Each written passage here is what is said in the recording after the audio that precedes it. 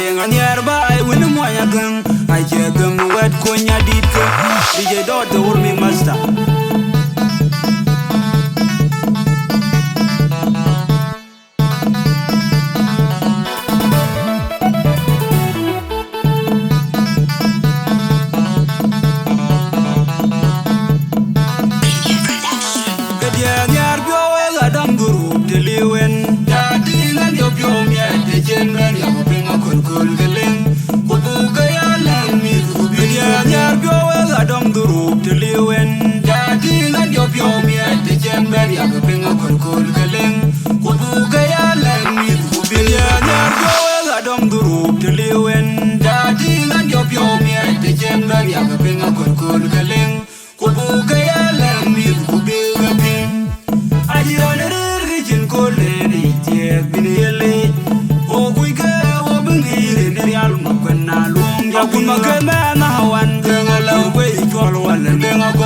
Kepieth Aya nhiaar wutda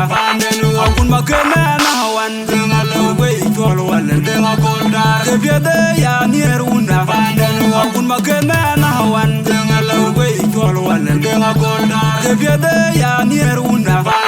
akun makena na hawan Kepieth Aya nhiaar wutda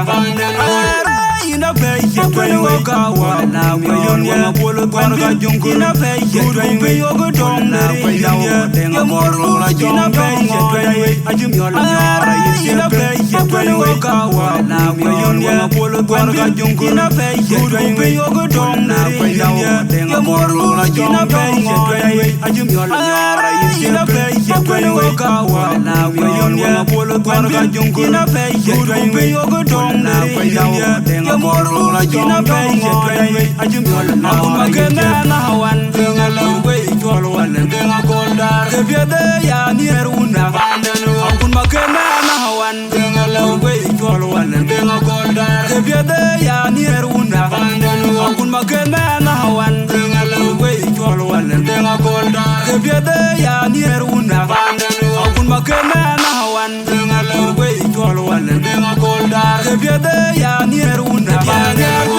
adam duru deliwen datinga yopyo miete chenben ya benga korkol gelen kubuga ya lan mi kubiya nyar byo adam duru deliwen datinga yopyo miete chenben ya benga korkol gelen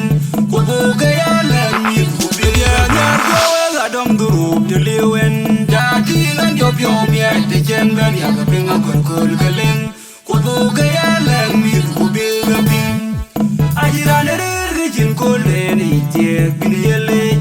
o kuike o bungire nerial makwenna long akun makena na hawan urwe itwal walen denga kolda Kepieth Aya nhiaar wutda akun makena na hawan urwe itwal walen denga kolda Kepieth Aya nhiaar wutda akun makena na hawan urwe itwal walen denga kolda Kepieth Aya nhiaar wutda akun makena na hawan Kepieth Aya nhiaar wutda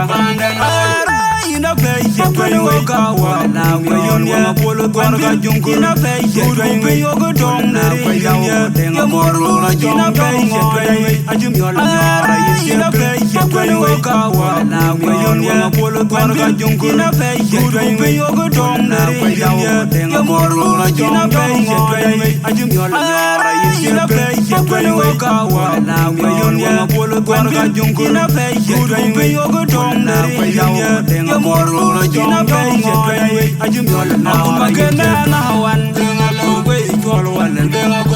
Kepieth Aya nhiaar wutda akun makena na hawan Kepieth Aya nhiaar wutda akun makena